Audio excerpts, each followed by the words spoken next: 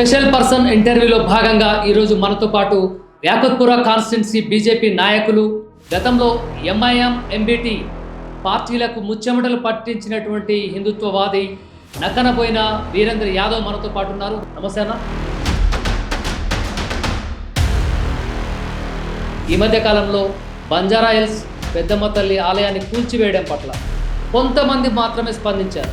మీ BJP party శ్రేణులు నాయకులు లేరా, లేక ఆడికి రావడానికి భయమే రాలేదు? గుడి ఏమైనా అయితే ముందు స్పందించేది భారతీయ జనతా పార్టీ నాయకులే. కాబట్టి కొంతమంది అయితే ప్రత్యేకంగా ఇక్కడ జరిగినటువంటి ఆలయం తొలగించినటువంటి పరిస్థితిని చూస్తే రాష్ట్ర ప్రభుత్వం ఏమంటుందంటే అది ప్రభుత్వ భూమి ఆధీనంలో ఉన్నటువంటి భూమి, అందుకనే తొలగించామని చెప్పేసి వాళ్ళు అంటున్నారు. అంటే భూమిలో విగ్రహం వెళ్ళటం కానీ ఏదైనా కానీ అది ప్రభుత్వ భూమి ప్రైవేట్ భూమి అని అంటే కూల్చినటువంటి వాళ్ళే మళ్ళీ ఒక 200 గజాల స్థలాన్ని ఇస్తామని చెప్పేసి కూడా అంటున్నారు. దీన్ని ఎట్లా చూడొచ్చు అంటారు? ఏం చెప్తారు మీరు? పూల కొట్టిన వాళ్ళు మళ్ళీ స్థలం ఇస్తా అంటే మనం బిచ్చం వేస్తున్నారా వాళ్ళు మాకేమన్నా? అంటే మీరు మీ సొంత ప్రయోజనాల కోసం జిహెచ్ఎంసీ అధికారులు కలుస్తారా, లేకుంటే మీ కాన్స్టిట్యున్సీ ప్రజల కోసం కలుస్తారా? సొంత ప్రయోజనాల కోసము మా కలిసేది ఉంటే చాలామంది నాకు ఓల్డ్ సిటీలో ఫ్రెండ్స్ ఉన్నారు. కొంతమంది వీరేంద్ర అన్న అంటుంటారు, కొంతమంది ఏమో అన్న అంటుంటారు, కొంతమంది కాకా కూడా అంటుంటారు. ఏంది ఓల్డ్ సిటీలో అంత ఫేమ్ రావడానికి గల కారణం ఏంటి? ఏ టైంలో అయినా అందుబాటులో ఉంటాము. వాళ్ళు ఏ అర్ధరాత్రి ఫోన్ చేసినా నేను అంటూ ఉన్నానని వెళ్తాం. ఓల్డ్ సిటీలో సెన్సిటివ్, ఏ రాత్రి ఏమవుతుందో.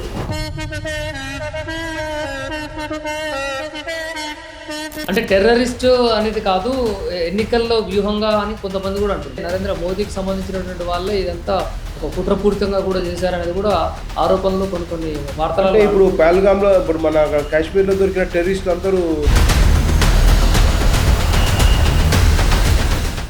స్పెషల్ పర్సన్ ఇంటర్వ్యూలో భాగంగా ఈరోజు మనతో పాటు యాకుత్పుర కాన్స్టిట్యున్సీ బీజేపీ నాయకులు మరియు గతంలో ఎంఐఎం ఎంబీటీ పార్టీలకు ముచ్చెమటలు పట్టించినటువంటి హిందుత్వవాది యాకుత్పుర కాన్స్టిట్యున్సీ బీజేపీ నాయకులు నక్కనబోయిన వీరేంద్ర యాదవ్ మనతో పాటు ఉన్నారు. వారిని అడిగి తెలుసుకునే ప్రయత్నం చేద్దాం. ప్రస్తుత రాజకీయ పరిస్థితి, బీజేపీ శ్రేణుల యొక్క ప్రవర్తన, రాష్ట్ర రాజకీయం ఎలా ఉంది అనేది. నమస్తే అన్న. నమస్తే. బాగున్నారా? బాగున్నాను. చెప్పండి, ఏంటి ఇప్పుడు ప్రస్తుత రాజకీయాల్లో కానివ్వండి, రాష్ట్ర రాజకీయం కావచ్చు, ఈ మధ్య కాలంలో బంజారా హిల్స్ పెద్దమ్మ తల్లి ఆలయాన్ని కూల్చివేయడం పట్ల కొంతమంది మాత్రమే స్పందించారు.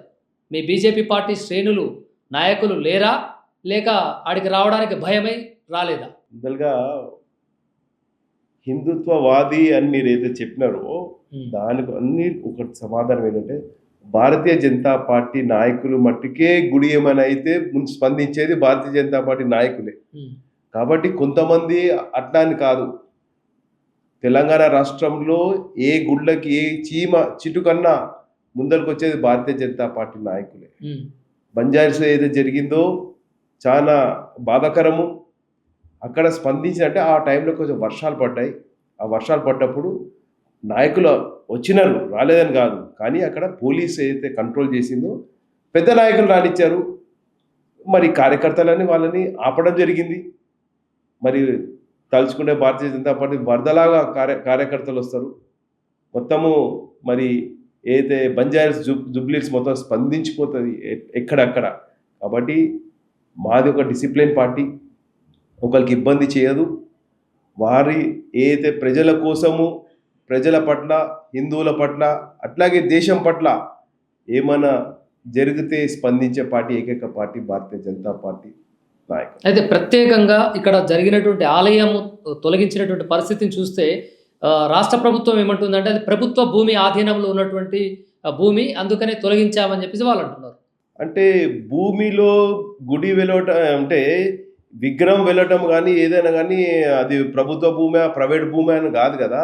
అది నిన్న మొన్న గుడి కాదు, అది 50-60 సంవత్సరాల గుడి. అది అక్కడ బస్తీవాసులు, ఆ గ్రామం అంటే ఇప్పుడు బస్తీ గ్రామం, అదొక గ్రామము. ఆ గ్రామంలో ప్రజలు అక్కడ పెద్దమ్మ గుడిని పూజించుకునేవారు బోనాలు మరి బతుకమ్మలు చేసిన రోజులు ఎన్నో ఉన్నాయి, ఎన్నో సంవత్సరాలు చేసుకొస్తున్నారు.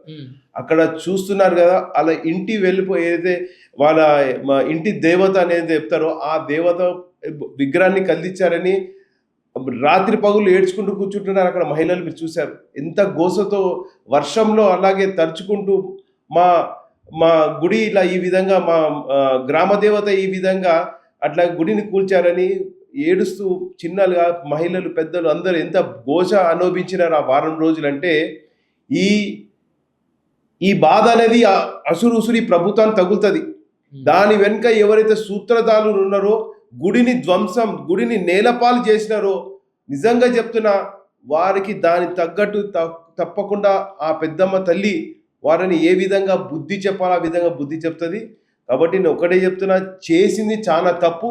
దాని వెనుక ఉన్నవారు వాళ్ళు తప్పకుండా అమ్మవారిని టచ్ చేయడమే ఇది గుడిని ధ్వంసం చేసినారు కాబట్టి తప్పకుండా వాళ్ళకి ఆ సాక్షి ఆ పనిష్మెంట్ అనేది తప్పకుండా వాళ్ళకి వస్తుంది. అంటే కూల్చినటువంటి వాళ్ళే మళ్ళీ ఒక 200 గజాల స్థలాన్ని ఇస్తామని చెప్పేసి కూడా అంటున్నారు. దీన్ని ఎట్లా చూడొచ్చు అంటారు?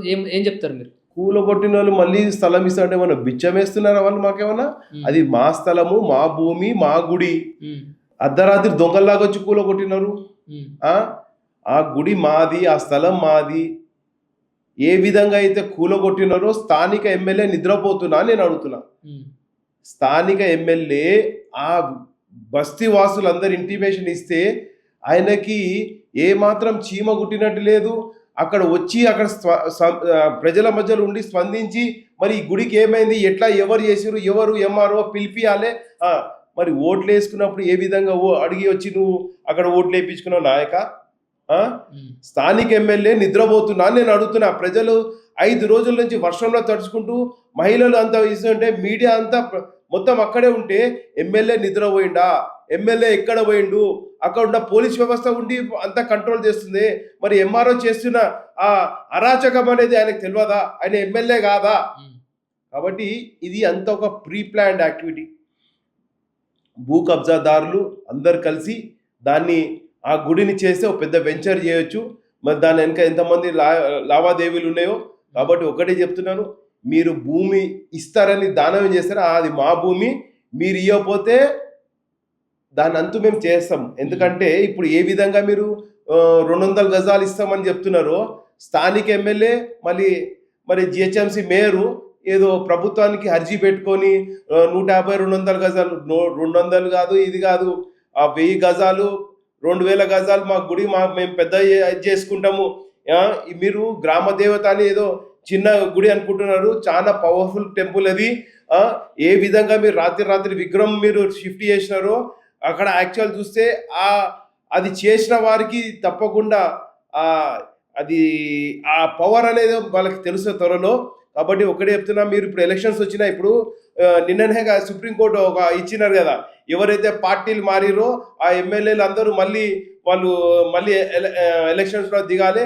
పార్టీ మారినారు కాబట్టి మీరు మీ ఎమ్మెల్యేగా హరోల్ కాదు అని అయితే మా స్పీకర్ గారు చెప్పిన 3 నెలలలో మరి మీరు స్పందిస్తారా లేదా మేము యాక్షన్ తీసుకోవాలని ఏ విధంగా అయితే సుప్రీంకోర్టు స్పీకర్ గారు డైరెక్షన్ ఇచ్చినారో ఆ స్టేట్మెంట్ వచ్చిన తర్వాతనే వీళ్ళు కదిలినారు.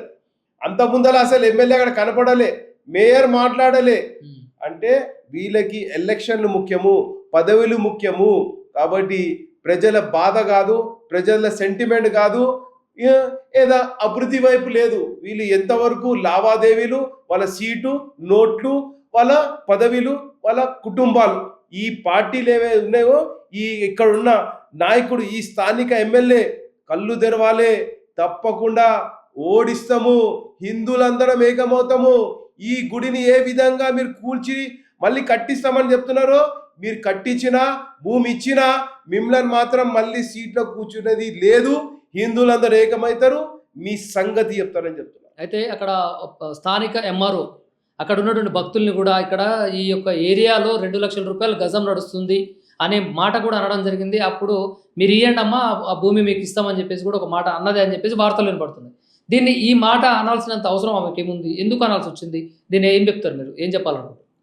ఎంఆర్ఓ గారు ఒత్తిడిలో, పొలిటికల్ ఒత్తిడి, స్థానిక ఎమ్మెల్యే ఒత్తిడి, ఈ భూ కబ్జాదారులు, ఉమ్, ల్యాండ్ మాఫియా వీళ్ళందరూ అయిపోయి ఆ ఎంఆర్పై ఒత్తిడి తీసుకొచ్చి ఉమ్, ఆమె ఏం చేస్తుందో ఆమెకు తెలియట్లేదు. 2 లక్షల గజం ఉండొచ్చు, 5 లక్షల గజం ఉండొచ్చు, కానీ గుడిని తీసి కూలగొట్టే రైట్ ఆమెకు లేదు. మేము ఒకటే డిమాండ్ చేస్తున్నాం, ఆమెను సస్పెండ్ చేయాలి. మేము హిందువులం, మీరు భూమి మాకు ఇచ్చినా మాకు గుడి కట్టించినా మేము మాత్రం ఊరుకునే లేదు. ఆ ఎంఆర్ఓ ఆమె ఓవర్ యాక్షన్, ఆమెను సస్పెండ్ చేయాల్సిందే. ఆమెను వెంటనే అక్కడ ఏదైతే షేక్పేట ఏదైతే ఎంఆర్ఓ ఉన్నారో ఆమెను అక్కడి నుంచి పదవి నుంచి తొలగించాలి, ఆమెను సస్పెండ్ చేయాలి, ఆమె మెమో ఇవ్వాలని మేము డిమాండ్ చేస్తున్నాం. అయితే ఇక్కడ వేలల్లో లెక్క పెట్టుకునేంత మంది, కొంతమంది మీలాంటి వాళ్ళు కావచ్చు, తర్వాత మాధవీలత, చికోటి ప్రవీణ్, వీలాంటి వాళ్ళు కొంతమంది మాత్రమే ఎప్పుడైనా ఎక్కడ ఆలయాలు కూల్చినా, ఆలయాల పైన దాడులు జరిగినా కూడా వేలలో లెక్క పెట్టే వాళ్ళు మాత్రమే బయటకు వస్తుంటారు. ఎందుకు హిందువులంతా ఐక్యం కారు అని చెప్తే మీరేం చెప్తారు? చూడండి, ఇప్పుడు అక్కడ బస్తీ వాసులు, ఉమ్, చిన్న చిన్న నాయకులు ఉంటారు. అందరూ మేము స్పందించాలంటే కొంతమంది ప్రీ ఆక్యుపైడ్ ఉన్నారు. ఇవాళ రేపు చూస్తున్నారు కదా, ఏమంటారంటే చెయ్యి నడవందే పొట్ట నిండదు. మరి బిజీ అంటే ఏ విధంగా అంటే ఎవరు వృత్తిలో వాళ్ళు ప్రొఫెషన్లో బిజీ ఉన్నారు. మరి చిన్న చిన్న కుటుంబాలు వాళ్ళ కుటుంబం నడిపించుకుంటూ ఇట్లా ప్రజలతో కానీ ప్రభుత్వంతో కానీ పోరాడే నాయకులు కొంతమంది ఉన్నారు. కాబట్టి స్పందించిన వాళ్ళకి మీరు మద్దతు పలకండి. మా వంతు మేము హిందుత్వం పట్ల కానీ, ప్రజల పట్ల కానీ, మరి రాష్ట్ర పట్ల కానీ, దేశం పట్ల కానీ మేము నుంచుంటున్నాము. ఎందుకంటే ఇది ఏదైతే ఈ రకమైన అరాచకాలు చేస్తున్నదో ఈ కాంగ్రెస్ ప్రభుత్వము, దానికి ఎదురుగా పోరాడాలంటే మరి మా శక్తి మాకు ప్రజల్లోంచి వస్తున్న శక్తి కాబట్టి మేము ముందర సాగుతున్నాం. అన్నా మీరున్నారు, మీరు చూసుకుంటారు, సమయం మమ్మల్ని పిలవని మేము వస్తాము కాబట్టి వాళ్ళు వస్తారు. ముందర ఎవరో ఒకరు అడుగు వేయాలి కదా. ఆ అడుగు వేయాలంటే మా లాంటి వాళ్ళు ముందర అడుగేస్తే వెనుక ప్రజలందరూ వస్తారు. ఆ మద్దతు, ఆ సంఖ్య బలంతో మేము పోరాడతాము. మా సంఖ్య బలం ఉంది కాబట్టి ఈరోజు ఇప్పుడు ప్రభుత్వం దిగి వచ్చింది ఎందుకు? ఇప్పుడు మేము గట్టిగా వాయిస్ వినిపించినాము, వర్షంలో దర్శినాము, అక్కడ పోరాటం చేసినాము, పోలీసులు మా ప్రజలపై మరి ఆ గ్రామస్తులు కానీ అక్కడ ఉన్న ప్రజలందరినీ కేసు బుక్ చేస్తామని ఇది చేసినారు. ఆయన ఎక్కడ అదిరేది బెదిరేది లేదు, చేసే పోరాటం చేసుకుంటూ పోతున్నాము. కాబట్టి ఆ పోరాటం ఆగదు. మేము ఇంకోటి డెడ్ లైన్ ఇచ్చినాం, 48 hours లోపల మీరు ఏదన్నా చెప్తే బాగుంటుంది, లేకపోతే యాక్షన్ పెద్దగా ఉంటుంది అని ఒక మెసేజ్ ఇవ్వడంతో ఈ ఏదైతే స్థానిక ఎమ్మెల్యే కదిలిపోయినాడు, అట్లాగే సిటీ మేయరు, పోలీస్ వ్యవస్థ కూడా మేము కంట్రోల్ చేయలేని పరిస్థితి వస్తుంది, దినదిన ప్రెషర్ పెరుగుతుంది అని చెప్పడంతో అప్పుడు ఇది సీఎం పేషికిపోయింది. మరి సీఎం గారికి ఒకళ్ళు చెప్తేనే తెలవాలంటే నాకు తెలియదు. ఆయన రోజు వచ్చే బంజాయిల్స్, జూబ్లీహిల్స్ అతను ఉండే ఏరియానే, మరి వారికి తెలిసిందా తెలియదా అనేది కాదు. మరి రోజు వాళ్ళ మీడియా కానీ, ఎస్బీ కానీ, స్పెషల్ బ్రాంచ్ మరి ఏది ఉన్నదో పోలీస్ వ్యవస్థ కానీ, హోమ్ డిపార్ట్మెంట్ కానీ వారికి ఇన్ఫర్మేషన్ చేస్తారు. మరి ఏ విధంగా అది ఓవర్లుక్ అయిందా, పట్టించుకోలేదా, లేదా గుడే కదా అని ఊరుకున్నారు. ఎందుకంటే రాష్ట్రంలో అనేక జోడ గుళ్ళని ధ్వంసం చేస్తున్నారు కదా. ప్రభుత్వం చేపిస్తుందా, ఈ ఎంఐఎం చేపిస్తుందా, కొంతమంది ఏమంటారంటే మొన్న జరిగిన సికింద్రాబాద్లో కానీ, మొన్న నాంపల్లిలో జరిగింది కానీ, మొన్న తూప్రాన్లో జరిగిన కానీ ఎక్కడెక్కడ గుళ్ళని ధ్వంసం చేసిరో దాని వెనుక ఎవరున్నారని ఇంతవరకు ప్రభుత్వం తేల్చలేకపోతున్నది. ఎందుకు ఈ గుళ్ళని రక్షాపురంలో గుడిని కూలగొడితే ఏమన్నారు, వాడు ఒక అమాయకుడు, మతి స్థిమితం లేదని. అట్లా మతి స్థిమితం లేని వాళ్ళు ఎంతమంది ఉన్నారు రాష్ట్రంలో? వాళ్ళ గుళ్ళు ఒకటే కనిపిస్తున్నాయి అని అంటున్నా. వేరే మతస్థుల ప్రార్థనా స్థలాలు కనిపిస్తలేవా? ఓన్లీ గుడి దగ్గరే గుడి ధ్వంసం చేయాల్సిన అవసరం ఏమున్నది?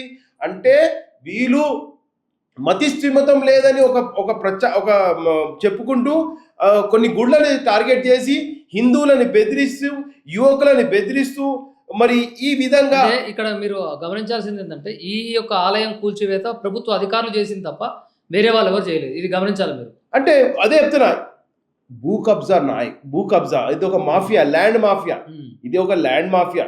ఈ ల్యాండ్ ఇప్పుడు మీకు రియల్ గా వెంచర్ చేసుకోండి, ఆ గుడి ఉంటే ఆ పక్కగా అంత స్థలం వదిలిపెట్టండి, మీరు ముట్టుకోకండి. మీకు 12 ఎకరాల భూమి ఉంది కదా, ఆ పక్కన ఎక్కడో పక్కన ఆ చుట్టూ కాంపౌండ్ వాళ్ళు కట్టేసి మీ పని మీరు లేఅవుట్లు చేసుకోండి. మీ ల్యాండ్ రెవెన్యూ రికార్డ్స్ ప్రకారం మీ పని మీరు చేసుకోండి.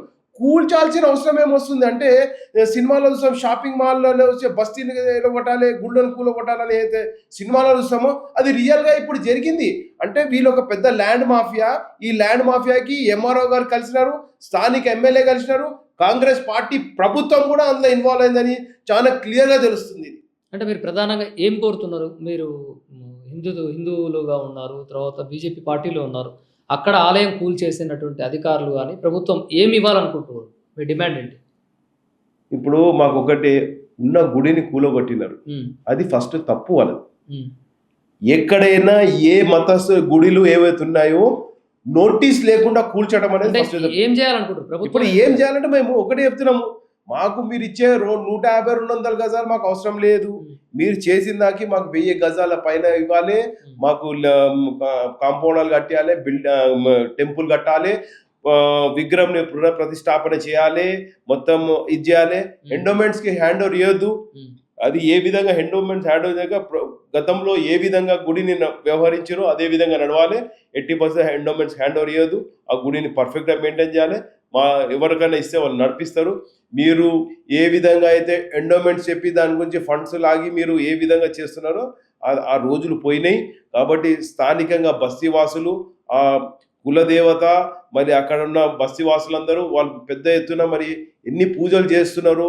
అటు శ్రావణ మాసము, ఆషాఢ మాసము, అట్లాగే బతుకమ్మలు, ఎన్నో రకాల పూజలు పునస్కారాలు చేస్తున్న ఆ ఆరాధన దేవత అయిన పెద్దమ్మని అక్కడి నుంచి కదిలించడం వీళ్ళకి ఏ విధంగా మంచి అనిపిస్తుందో నాకే తెలుస్తలేదు. కానీ పునఃప్రతిష్టాపన చేసి ఆర్భాటంగా మరి ఏ విధంగా ఉందో పూర్వ వైభవం తీసుకురావాలని కోరుతున్నాను. రైట్ అన్న. ఇప్పుడు మీరు వీరేంద్రనాథ్ యాదవ్ ఎప్పుడు జిహెచ్ఎంసీ గ్రేటర్ హైదరాబాద్ చేరి పేపర్లతోటి పోయి అక్కడ పనులు చేపిస్తున్నారు అని చెప్పేసి వింటున్నారు. ఏంది ఆ పనులు ఏంది? అందరూ మీ దగ్గరికి రావడానికి గల కారణం ఏంది?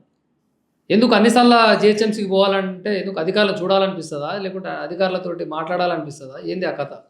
అంటే ఒకటి నేనేం చెప్తున్నా అంటే, నేను జిహెచ్ఎంసీకి పోవడం అని కాదు, జిహెచ్ఎంసీకి ఎక్కడైతే తప్పు జరుగుతుందో అక్కడ నేను పోతాను. నేను అనేది ఏంటంటే, ఎవరు వాళ్ళు మంచిగా ప్రతి ఒక్కరు జిహెచ్ఎంసీలు ఎవరు వాళ్ళు మంచి ఇల్లు కట్టుకోవాలి, మంచి కుటుంబాలు మంచిగా ఉండాలి. ఇల్లీగల్ అనేటివి ఏవైతే నడుస్తున్నాయో దానికోసమే నేను పోరాడతాను. రోడ్లు కూడా కాంట్రాక్టర్లు వేస్తారు, ఆ ఫినిషింగ్ సరిగా ఉండదు. నాలాలు డ్రైనేజ్ నాలాలు కడతారు, దాని ఫినిషింగ్ సరిగా ఉండదు. అటువంటి వాళ్ళకి ఏం చేద్దాం, ఆఫీసర్ల దగ్గర పోతాం మేము, ఇట్లా కాంట్రాక్టర్లతో మీరు ఇట్లా చేపిస్తున్నారు, సరైన మీరు ఇస్తున్న ఫండింగ్ మా పైసలు అవి. ఇప్పుడు జిహెచ్ఎంసీ ఎక్కడి నుంచి తెచ్చి పెడతలేదు పైసలు, ప్రభుత్వానికి పైసలు ఎక్కడి నుంచి వస్తున్నాయి, ప్రజలు కడుతున్నారు ట్యాక్స్ పైసలు, వాళ్ళు ప్రాపర్టీ ట్యాక్స్లు కడుతున్నారు. ప్రాపర్టీ ట్యాక్స్ సంవత్సరానికి పిండి పిపి వసూలు చేస్తున్నారు.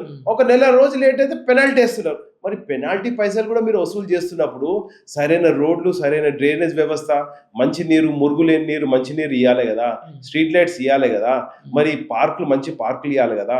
మరి ఇవన్నీ ప్రజలు ఇచ్చిన పైసలతో మీరు చేయాలి కదా. మరి చేయకపోతే మరి మేము అలాంటి వాళ్ళు మేము అడుగుతున్నప్పుడు ఆఫీసర్లకి కోపం వస్తుంది. మళ్ళీ ఇంకోటి ఇల్లీగల్ ఏవైతే కన్స్ట్రక్షన్స్ సెల్లార్లు దోవేసి, రెసిడెన్షియల్ ఏరియా సెల్లార్లు దోవేసి కడుతుంటే ప్లాన్ ఒకటి ఉంటుంది, పర్మిషన్ ఒకటి ఉంటుంది, ఒకళ్ళే ఇష్టం వచ్చినట్టు కడుతున్నారు.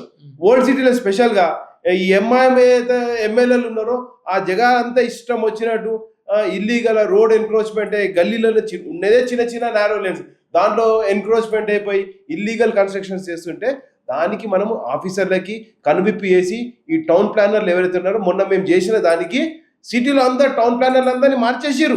వాళ్ళని ఎవరైతే స్థానిక కొన్ని సంవత్సరాల నుంచి టౌన్ ప్లానర్లు ఉన్నారో వాళ్ళందరినీ ఎప్పుడైతే మొన్న మేము కంప్లైంట్ ఇచ్చిన తర్వాత వాళ్ళందరినీ మార్చేసి కొత్త ఆఫీసర్లు తీసుకొచ్చారు.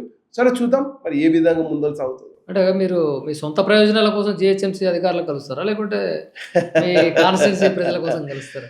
చూడండి, సొంత ప్రయోజనాల కోసము మా కలిసేది ఉంటే ఈరోజు మేము ఈ స్థాయిలో ఉండేవాళ్ళం కాదు. ఒక్కటే ప్రజల కోసము ఏదైతే ప్రజలు మా మీద నమ్మకం పెట్టి ఓటేసి మరి 24,000 ఓట్లు ఏవైతే వేసిరో వాళ్ళందరికీ నేను సమాధానం చెప్పాల్సిన బాధ్యత నాకున్నది. ప్రజలకి కావాల్సింది పొద్దున్న లేస్తే సేఫ్టీ రోడ్డు, డ్రైనేజ్ వ్యవస్థ, మంచి నీరు, మరి వాళ్ళకి కావాల్సిన పార్కులు.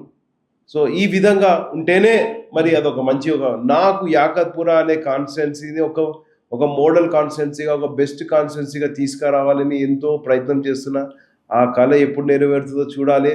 కాబట్టి ఒకటే సిటీలో old city old city old city అని ఏదైతే అంటున్నారో, ఓల్డ్ సిటీ కాదు అది, గోల్డ్ సిటీ, అది బెస్ట్ సిటీ.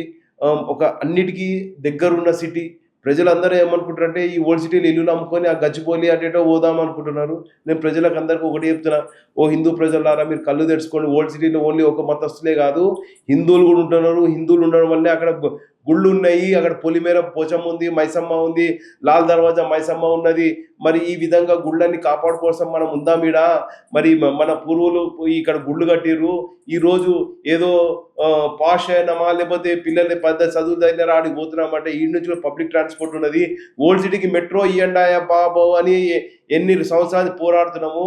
ఓల్డ్ సిటీకి మెట్రో ఇవ్వకుండా ఓల్డ్ సిటీని అట్టనే గల్లీలాగా చూపించడానికి, అక్కడున్న ప్రజలు ఇల్లు కట్టుకుందామన్నా బ్యాంక్ లోన్ రానియకుండా చేయడానికి, ఎందుకంటే దాన్ని బ్లాక్ లిస్ట్ పెట్టడానికి చేస్తున్న ఈ ప్రయత్నం చేస్తున్న ఈ ఎంఐఎం ఈ పార్టీ అవుతుందో, మేము ఒకటే చెప్తున్నాం. ఇప్పుడు మేము ఏ విధంగా అయితే మొన్న గత 5 సంవత్సరాల నుంచి 10 సంవత్సరాల నుంచి ప్రజలకు ఒకటే కన్ను విప్పేస్తున్నాం, old city is the best city.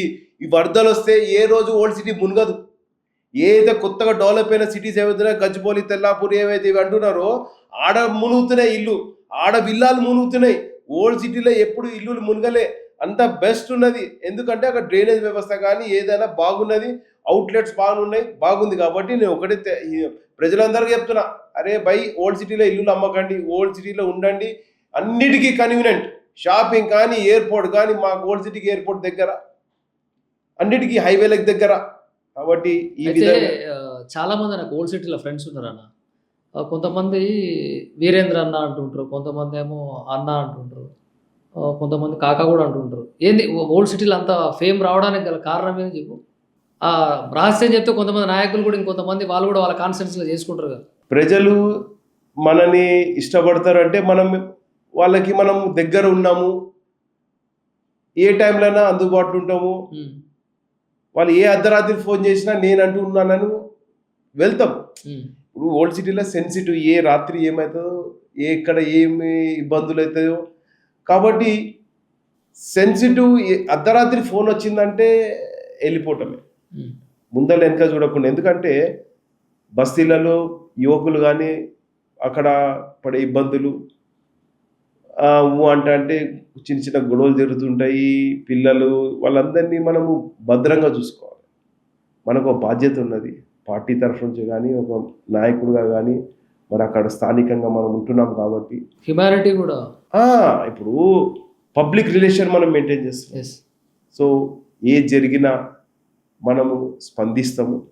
So ఆ విధంగా ప్రజలు మనల్ని ప్రేమిస్తారు కాబట్టి మనం వెళ్తాం. చూస్తేనేమో బీజేపీలో ఉన్నారు, మరి మీరు ఉన్నదేమో కాన్స్టిట్యున్సీ మొత్తం ముస్లిం కమ్యూనిటీ ఎక్కువ ఉంటుంది. అంటే వాళ్ళతో కూడా ప్రేమతో ఉంటారా, లేకుంటే వాళ్ళు వేరే పార్టీ, లేకుంటే వాళ్ళు ముస్లిమ్స్ అనే ఏమైనా తారతమ్య భేదాలు ఉంటాయా యాదవ్కి? ఇప్పుడు ఒకటి ఓల్డ్ సిటీలో ఫస్ట్ మా ఆలోచన ఏంటంటే, మన బెల్ట్ అవుతుందో ఫస్ట్ దాన్ని సేఫ్ చూసుకుంటాము. ఇక ఇతర మతస్థులు వాళ్ళు ఏంటంటే మనతో స్నేహంగా ఉంటారు. ఇక ఎలక్షన్స్ వచ్చినప్పుడు దేవుడు దయ వాళ్ళు మనకేస్తే మంచిదే, ఏకపోయినా మంచిదే. మనం అందరికి పని చేసినాం, కులం లేదు, మతం లేదు, వర్గం లేదు, అందరికి పని చేసుకుంటూ పోతున్నాం. ఎవరికి వేరే మతస్థులు వచ్చి కూడా నాకు ఈ పని అయితే లేదంటే కూడా ఆఫీసర్లతో మాట్లాడి మరి వాళ్ళది ఎందుకు ఆపేరు పని, మరి పని చేయించండి, వాళ్ళకి ఏం ప్రాబ్లం ఉంది అది అంటే చెప్తారు. వాళ్ళు ఇట్లున్నా సరే కరెక్ట్ చేసుకొని అయినా మంచి చేసుకో అని చెప్తారు. అట్లా వీళ్ళు వాళ్ళు అని కాదు, నా అసెంబ్లీలో ఎవరున్నారో అందరికీ సాయం చేయడానికి అందరికీ టైం ఇస్తా. అంటే ముస్లింలను కూడా హార్ట్ఫుల్గా తీసుకుంటారా మీరు? అరే వాళ్ళు నేను ఎవరిని ఓటర్గా నేను చూడా పైసా, నేను ఓటర్గా ఎవరు చూడా. నా దగ్గరకు వచ్చి నన్ను అడిగిన వాళ్ళు నేను సాయం చేస్తాను అంతే. అది ఏ వర్గం అని ఉండని. ఇప్పుడు నన్ను కోరి నా దగ్గరకు వచ్చినప్పుడు చలో, అది ఏ మతమైనా ఎవరు ఉండని, మనం హెల్ప్ చేద్దాం. చలో కల్గది నువ్వు अपना वोटर होता, जिस दिन अपन उनको हेल्प करे. अभी ओल्ड सिटी में मुसलमान बोले तो ఖాళీ నువ్వు ఎంఐఎం కు దాల్తా, ఎంపీటీ కు దాల్తా అని లేదు, బీజేపీ కూడా వేస్తారు. నరేంద్ర భాయ్ సాబ్ ముఖం చూస్తారు. నరేంద్ర భాయ్ సాబ్ ఈరోజు వాళ్ళ నోట్లో 5 ఫింగర్స్ పోతున్నాయంటే ఏ విధంగా పోతున్నాయంటే, మరి ఏదైతే ఉచిత రేషన్ బియ్యం ఇస్తున్నాడో ఆ బియ్యం మళ్ళీ ఇప్పటికీ 10 సంవత్సరాల నుంచి ఇచ్చుకుంటూ వస్తున్నాడో, మరి కేంద్ర ప్రభుత్వం స్కీములు ఎన్ని ఉన్నాయి, ఆ ఆ కేంద్ర ప్రభుత్వం స్కీములు అందరూ వాడుకుంటున్నారు. కేంద్ర ప్రభుత్వం స్కీమ్ ఇచ్చినప్పుడు అక్కడ హిందూ ముస్లిమా క్రిస్టియన్ ఏం లేదు కదా, అందరికి ఎట్లా పోతుందో అదే మేము కూడా పాటించి నేర్చుకున్నాం. వైజాగ్ మీరు అందరిని సమానంగా చూడాలి, నీ దగ్గరకు వచ్చినప్పుడు ఏ మతం అని చూడాలి, అందరికి సాయం చేయాలి. అయితే ఇప్పుడు ట్రంప్ ఏమన్నాడు అంటే ఆర్థిక వ్యవస్థ ఇండియన్ ఎకానమీకి చచ్చుబడిపోయింది, మోదీ చంపేశాడు అని చెప్పేసి ట్రంప్ కీలక వ్యాఖ్యలు చేశాడు. దీన్ని ఎలా చూడొచ్చు అంటారు, మీరు ఏమంటారు దీన్ని? అది మోదీ చంపేశాడు ఆర్థిక వ్యవస్థని, భారతదేశ ఆర్థిక వ్యవస్థని? ఇప్పుడు దేశ అభివృద్ధి జరుగుతుంటే దేశం ప్రపంచమంతా భారతదేశం వైపు చూస్తుంటే, నరేంద్ర మోడీ వైపు చూస్తుంటే ఈర్షతోటి మరి ఏదో ఒక నెపం చేయటము.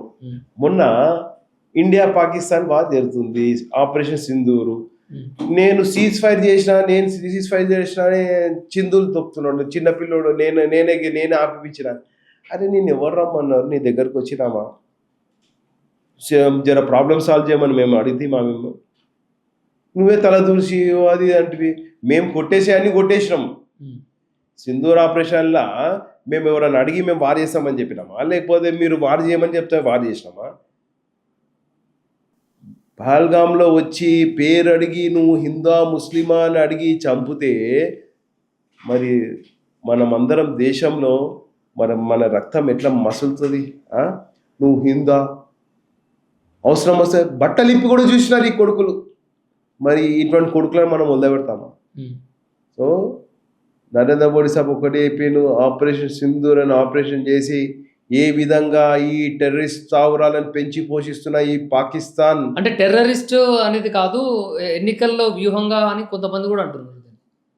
వీళ్ళే బీజేపీ పార్టీ వాళ్ళే, నరేంద్ర మోదీకి సంబంధించినటువంటి వాళ్ళే ఇదంతా ఒక కుట్రపూరితంగా కూడా చేశారనేది కూడా ఆరోపణలు కొన్ని వార్తలు. ఇప్పుడు పహల్గామ్లో ఇప్పుడు మన కాశ్మీర్లో దొరికిన టెర్రరిస్టులు అందరూ తయారు చేసిన ఉగ్రవాదులు వాళ్ళు, పాకిస్తాన్ నుంచి వచ్చిన ఉగ్రవాదులు వాళ్ళందరూ. పాకిస్తాన్ అక్కడ కొంతమంది కాశ్మీర్లో కొంతమంది స్థావరం ఇచ్చి పెంచి పోషిస్తున్నారు. అటువంటి ఇళ్లపై రేడ్ చేసి ప్రతి ఇంటి ఇల్లు చెక్ చేసి కార్డన్ సర్చ్ చేసి ఆ ఇళ్లలో నుంచి ఆ టెర్రరిస్టులను పట్టడము. మరి ఏ విధంగా అయితే ఆ పహల్గామ్లో ఆ రోజు మన వాళ్ళని చంపేసి మరి 26 మందిని ఏ విధంగా పొట్టన పెట్టుకున్నారో ఆ కొడుకులను అందరినీ చేయనికి సుమారు మరి ఒక కొంత వేల మందిని ఎవరైతే టెర్రరిస్టులు ఆ టెర్రరిస్ట్ క్యాంపులలో ఉండి మరి మన దేశమే కాకుండా ఇతర దేశాలకి టెర్రరిస్టులుగా తయారు చేస్తున్న పాకిస్తాన్ పెంచిపోతున్న పాకిస్తాన్ ఊరుకుందామా?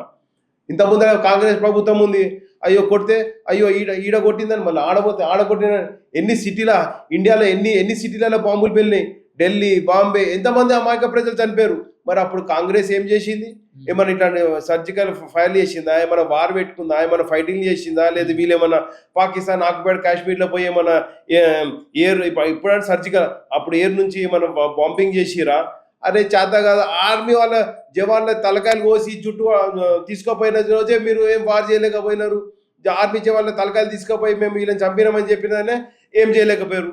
అంటే నేను ఒక్కటే చెప్తున్నా, మీకు చేత కాలేదు, మేం చేస్తే మీరు మమ్మల్ని ప్రశ్నిస్తారా ఏం జరిగిందని? ఒకటే చెప్తున్నా, ఈ కాంగ్రెస్ ప్రభుత్వానికి, ఈ రాహుల్ గాంధీకి ఏదో పార్లమెంట్లో నేను లేచి మాట్లాడుతున్నా లేదో ఏదో ఒకటి వాళ్ళు అన్నదానికి నేను సమాధానం చెప్తున్నా. अरे अपने आप करेक्ट कर लो बाबा, यूपी में पूरा अपना दुकान बंद हो गया, आपका नार्थ में पूरा कांग्रेस का दुकान बंद हो गया మొత్తం. ఇప్పుడు నువ్వు ఎడిపోయినావు వాయనాడు కింద కేరళ, ఎవరున్నారు కేరళలో? ఎవరు గెలిపించారు నిన్ను? పిఎఫ్ఐ ఏజెంట్లు గెలిపించారు. పిఎఫ్ఐ ఏజెంట్లు ఎవరు? వీళ్ళంతా టెర్రరిస్టులు. వీళ్ళంతాకి బయట నుంచి ఫండ్ వస్తుంది. అటువంటి వ్యక్తులు ఈ వాయనాడులో ఉండి అక్కని తమ్ముడిని గెలిపించారు. వీళ్ళందరూ గెలిపించేసి ఈరోజు మీరు మేమేదో ఉద్ధరిస్తున్నాము, ప్రజలు మా వైపు ఉన్నారని. ప్రజలు మీ వైపు లేరు. మీ దేశ ద్రోహులు, దేశం గురించి యాంటీ నేషనల్ యాక్టివిటీస్ అందరూ మీ అనుకున్నారు కాంగ్రెస్ వెనుక. మరి ఈ చైనాతో మీ దోస్తాన్ ఏంది? ఈ ట్రంప్ మాట్లాడితే మీ సంతోషం ఏంది? అరే మీరు దేశంలో ఉంటున్నారా? మీరు బయట దేశస్తులా? మీరు దేశం గురించి ఏమైనా ఇంత మాట అంటే పౌరుషం పుట్టుకొస్తలేదా నేను అడుగుతున్నా. మీరు కాంగ్రెస్ వాళ్ళు దేశం గురించి అగేనెస్ట్ మాట్లాడితే మీరు అంత సంతోషం ఎందుకు బాబు? అరే మా దేశంలో ఇప్పుడు పొలిటికల్ పార్టీలు అన్నీ ఉంటాయి. అన్నదమ్ముల్లాగా ఉంటాము. ఎలక్షన్ వచ్చినప్పుడు లడాయిస్తాం, తర్వాత దేశ అభివృద్ధి కోసం చూసుకోవాలి, దేశం మంచి కోసం ఆలోచించాలి. ఎవడో బయటోడు తిట్టిండని, బయటోడు ఏదో మాట అన్నాడని బయటోడు ఏదో మాట అన్నాడని దాన్ని సంతోషం పడి అపోజిషన్ నుండి మంచిగా అయింది అంటే నువ్వేం దేశభక్తుడు బాబు? నువ్వు దేశంలో ఉండాల్సిన కాదు, పో ఇటలీకి వెళ్ళిపో. అయితే ఒక మీటింగ్ లో కూడా రాహుల్ గాంధీ ఏమన్నారంటే terrorism is not impossible, stop it అనేది ఒక మాట అన్నారు. అంటే టెర్రరిజాన్ని అంతం చేయడం ఎవరి వల్ల కూడా కాదు అని చెప్పేసి కూడా ఆయన చెప్పిండు. దానిలో అవును, మరి మన హైదరాబాద్ లుంబిని పార్క్ దగ్గర కాంగ్రెస్ ప్రభుత్వమే బాంబులు వెళ్ళినాయి. మరి అప్పుడు అదే ఆర్మీ, అదే పోలీసు, అదే వ్యవస్థ అంతా మళ్ళీ 2014 నుంచి మరి ఇంతవరకు ఏ సిటీలో బాంబులు వెళ్ళే కదా. అప్పుడు ఢిల్లీలో వెళ్తుండే, బాంబేలో వెళ్తుండే, ట్రైన్లలో వెళ్తుండే, మరి ఇప్పుడు ఎందుకు వెళ్తాడు? అరే ఇంటెలిజెన్సీ, మీరు ఫ్రీడమ్ ఇవ్వాలి. మీ ఎవరైతే వ్యవస్థకి, హోమ్ వ్యవస్థ కానీ డిఫెన్స్ వ్యవస్థ కానీ ఫ్రీడమ్ ఇవ్వాలి. మీ కంట్రోల్లో ఎప్పుడు నెలకు ఒకసారి సీజ్ ఫైర్. అరే ఇప్పుడు మన ఆర్మీకి ఏ విధంగా ఫ్రీడమ్ ఇచ్చినాం? చలో మారో దికేతో టెరెంట్ మాన, అన్లిమిటెడ్ ఫైరింగ్ కాల్చి మొత్తానికి టార్గెట్ తలలో దూసుకుందా లేదా లెక్క. మొన్న 3 మిలిటెంట్స్ ఎట్లా అందరినీ ఇక్కడనే హెడ్ షాట్ అందరినీ, పొట్టలో కాదు కాళ్ళ మొత్తం హెడ్ షాట్. అంటే ధ్యాన్ మేరకు దేశ్ కే పాస్ ఆయతో ఆప్కా ఖోపడి ఉడి జాతా. ఆ విధంగా టెర్రరిజంని కంట్రోల్ చేసే శక్తి ఈ భారతీయ జనతా పార్టీకి, నరేంద్ర మోడీ ప్రభుత్వం, ఈ కేంద్ర ప్రభుత్వానికి ఉంది. కాబట్టి ఈరోజు దేశంలో 2014 నుంచి ఈ రోజు వరకు దేశంలో ఒక బాంబు పేలలే. ఏవైతే మొన్న పహల్గాంలో జరిగినందుకే పాకిస్తాన్ ధ్వంసం అయిపోయింది, కోలుకోలేని పరిస్థితి. మరి Noorjahan base air base yes అదే చెప్తున్నా. అంటే ఇప్పుడు వీళ్ళు మన పార్లమెంట్లో కూడా ఆపరేషన్ సింధూర్ ఏంది, ఆపరేషన్ మహాదేవ్, మన ఈ టెర్రరిస్ట్ చంపినాం. ఆపరేషన్ సింధూర్లో మొత్తం టెర్రరిస్ట్ క్యాంప్ ధ్వంసం చేసినాం. మళ్ళీ వాళ్ళు పాకిస్తాన్లో ఏమన్నారు, మా దగ్గర న్యూక్లియర్ వెపన్ ఉంది, వదిలిపెడతాం. అరే నీ ఏమో మీరు న్యూక్లియర్ వెపన్ వదిలిపెడతారా? సంగతి ఏందని చెప్పి కిల్లర్ హిల్స్లో ఉన్నది అది. ఆ కిల్లర్ హిల్స్లో మళ్ళీ పై నుంచి మనం బొంబార్డింగ్ చేస్తే మొత్తము కిల్లర్ హిల్స్ ఉన్న వాళ్ళది ఏదైతే న్యూక్లియర్ వెపన్ ఉందో అది పనికి రాకుండా డిఫ్యూజ్ అయిపోయి దాంట్లో ఫ్యూమ్స్ వస్తున్నాయి. దాన్ని పోయి ఎవడు ఆపలేని పరిస్థితి. పాకిస్తాన్కి స్లో పాయిజన్ ఉన్నది ఇప్పుడు. ఆ ఫ్యూమ్స్ ఏవైతే వస్తున్నాయో ఆ ఫ్యూమ్స్తో చాలా న్యూక్లియర్ ఫ్యూమ్స్ ఏవైతే ఉన్నాయో అవి బయటకు వస్తున్నాయి. చాలా అక్కడ ఎవరు వెళ్ళలేరు. రైట్ వీరేంద్ర అన్న, ఇప్పుడు బీజేపీ అంటే సహజంగా అందరిలో ఉన్నటువంటి అపోహ ఏంటంటే మతతత్వ పార్టీ, మత విద్వేషాలు రెచ్చగొట్టే పార్టీ అని అంటుంటారు. ఇది నిజంగా మత విద్వేషాలు రెచ్చగొట్టే పార్టీయేనా? మత విద్వేషాలు పెంచే పార్టీ, మతతత్వ పార్టీ అని అన్నోళ్ళకి మళ్ళొకసారి ఆలోచించుకోవాలి. ఎందుకంటే దేశంలో అన్ని ఏవైతే స్కీములు తెస్తున్నామో సబ్కా సాత్, సబ్కా వికాస్, సబ్కా సాత్ అని ఏ విధంగా అయితే ఎత్తున్నామో ఆ విధంగా మేము ముందర పోతున్నాము భారతీయ జనతా పార్టీ. అయితే ఇక్కడ ఏ స్కీములు తెచ్చినా అన్ని మతస్థులకి మేపిస్తాం. మరి ఇక్కడ మతతత్వ పార్టీ ఏడున్నది? లేదు. యువకులకి స్టార్టప్లు పెట్టుకుంటా అంటే రెడీ ఇస్తున్నాము, బ్యాంక్ లోన్ ఇస్తున్నాము, ముద్రా లోన్ ఇస్తున్నాము, చిన్న బిజినెస్, ఫుట్పాత్ బిజినెస్ వాళ్ళకి ముద్రా లోన్స్ ఇస్తున్నాము, 5 లక్షల నుంచి 50 కోట్ల వరకు లోన్లు ఇస్తున్నాము. మరి గతంలో ఉన్న వాళ్ళు ఇప్పుడు యువకులు ఎంతమంది రోడ్ల మీద తిరుగుతున్నారు? ఎవరికి వాళ్ళు మంచిగా ఒక 10వ తరగతి ఇంటర్మీడియట్ వరకు చదువుకున్న వ్యక్తులు ఎవరు ఖాళీగా లేరు. అందరికీ ఎంప్లాయ్మెంట్ ఇస్తుంది కేంద్ర ప్రభుత్వము. ఆలోచన చేయండి, ఇది చేయండి. యువకులు ఆర్మీలో వెళ్తారా? ఎస్, ఆర్మీలో వెళ్ళండి అనేది ఉపాధి కల్పిస్తున్న పార్టీ భారతీయ జనతా పార్టీ, కేంద్ర ప్రభుత్వం, నరేంద్ర మోడీ గారిది. మరి అట్లాగే మీరు అంటున్నారు మత విద్వేషాలు అంటే మరి మీరు కాంగ్రెస్ ప్రభుత్వంలో హైదరాబాద్లో ఎన్నిసార్లు కర్ఫ్యూలు వచ్చినాయి? హిందూ ముస్లిం గొడవలు అయినాయా లేదా? మరి ఎందుకు ఇప్పుడు అయితే లేవు? దంగాలు ఎందుకు అయితే లేవని నేను అడుగుతున్నా.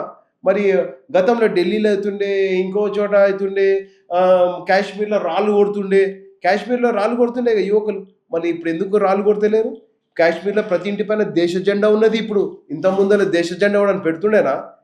సో ఇట్లా కాదు, దేశభక్తి పెంచుతున్నాం మేము ప్రజల మధ్యలో. దేశం అంటే ఏంది, దేశ ప్రేమ యువకులకి, రానున్న యువతకి, ఇప్పుడు ఉన్న పిల్లలకి, స్కూల్ లెవెల్ నుంచి కాలేజ్ లెవెల్ యువకులకి అందరికీ నా దేశం, దేశం పట్ల భక్తి పెంచుతున్నాము. రానున్న రోజుల దేశాన్ని ఏ విధంగా కాపాడుకోవాలని మరి ఆ, మరి ఈ అయితే ఆర్మీ రిక్రూట్మెంట్ చేస్తున్నాము. సో ఈ విధంగా అన్ని వర్గాలకి అన్ని మతస్థులకి ఏ విధంగా దేశ పట్ల ప్రేమ పెంచుతున్నాం, భక్తి పెంచుతున్నాం, అట్లాగే వాళ్ళకి ఆ, వాళ్ళంతా వాళ్ళ సొంతంగా నుంచోవడానికి కోసము వాళ్ళకు వృత్తి కూడా అప్పచెప్తున్నాం. అయితే ఇక్కడ ప్రధానంగా చూసినట్లయితే బీజేపీలో వర్గాలు ఉన్నాయని కూడా వార్తలు వినిపిస్తున్నాయి. అంటే మీది ఏ వర్గం? ఈటెల రాజేందర్ వర్గమా, కిషన్ రెడ్డి వర్గమా, లేకుంటే రామచంద్రన్న వర్గమా, బండి సంజయ్ వర్గమా? బయట నుంచి చూసేటోళ్ళకి అంత అట్లా కనిపిస్తుంది. బయట నుంచి చూసేటోళ్ళకి అంత చెరువు అంతా ఒకటే.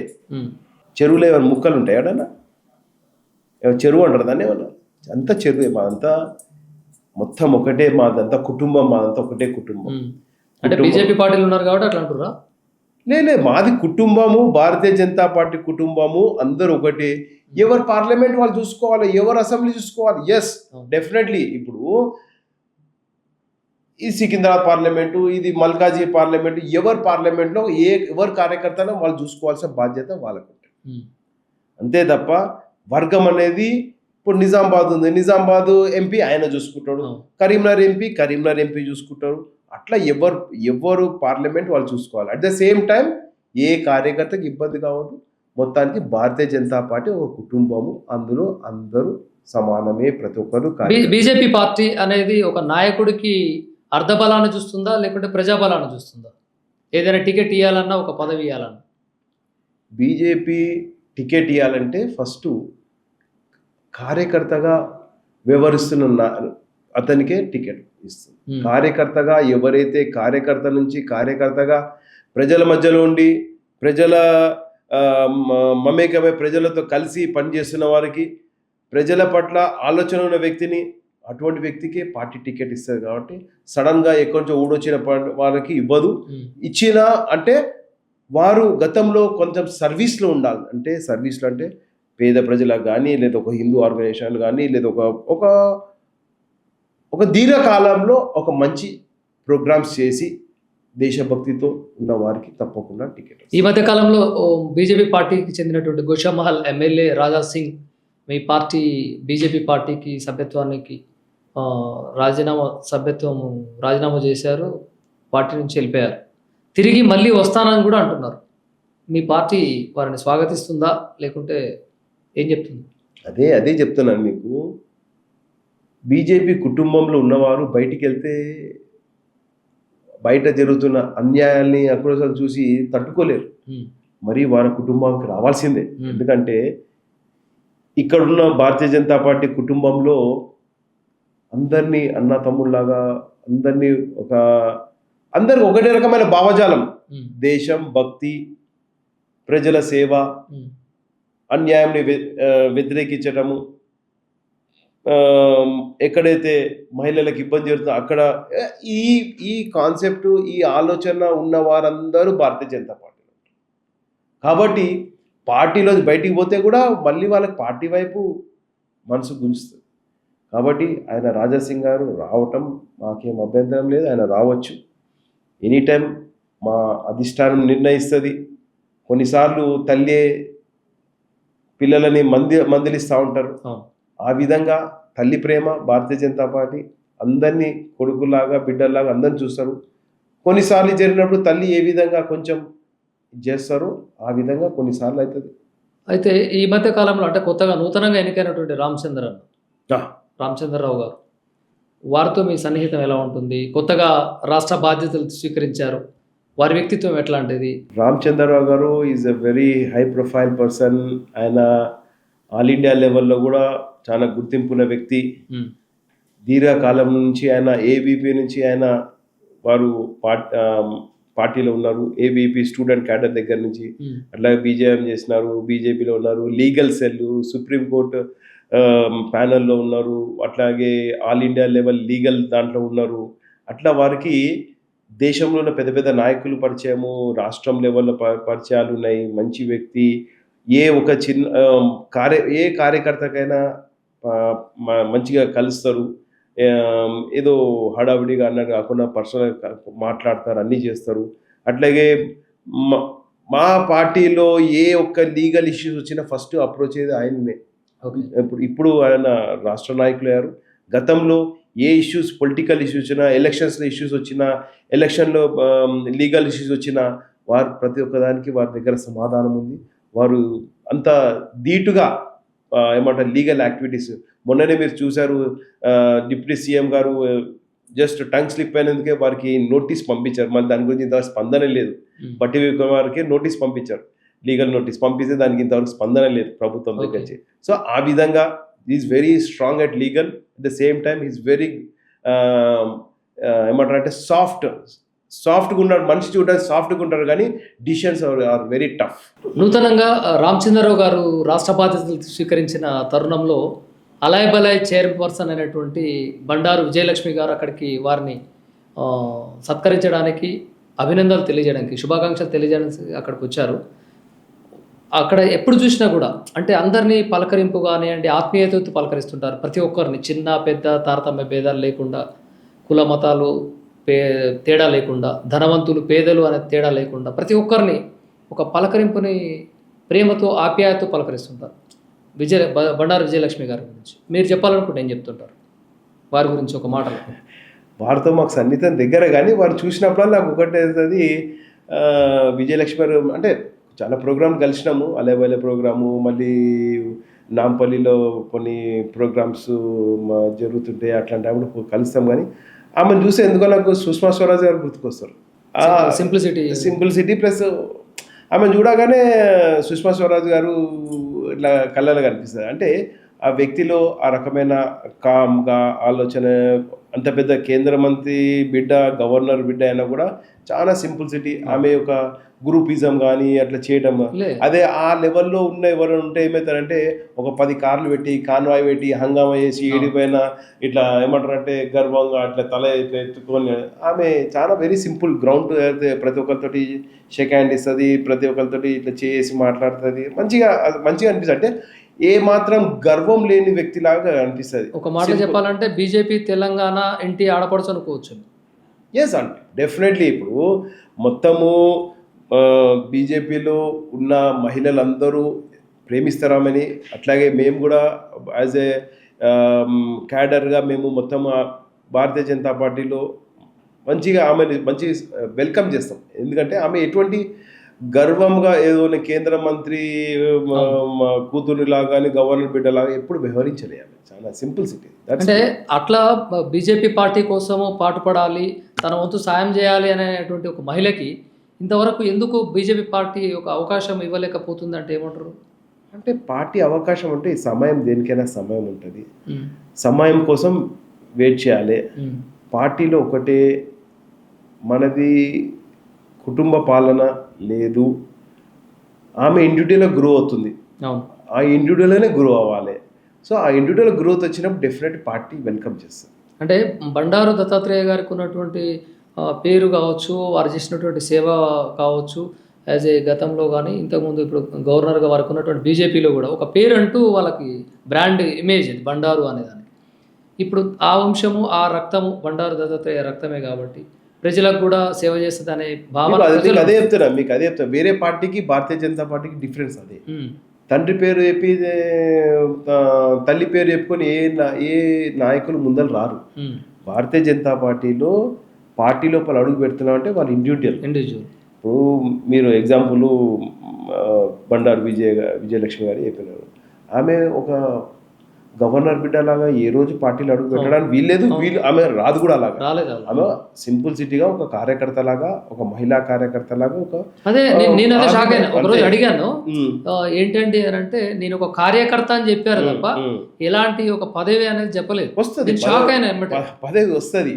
ఇప్పుడు పార్టీలో, భారతీయ జనతా పార్టీలో అదే చాలా సాధారణం, అదే ఒక స్పెషాలిటీ. ఎందుకంటే ఎవరైనా ఇండివిజువల్గా గ్రో అవ్వాలి, తండ్రి పేరు చెప్పుకొని తల్లి పేరు చెప్పుకొని పాకడం కాదు.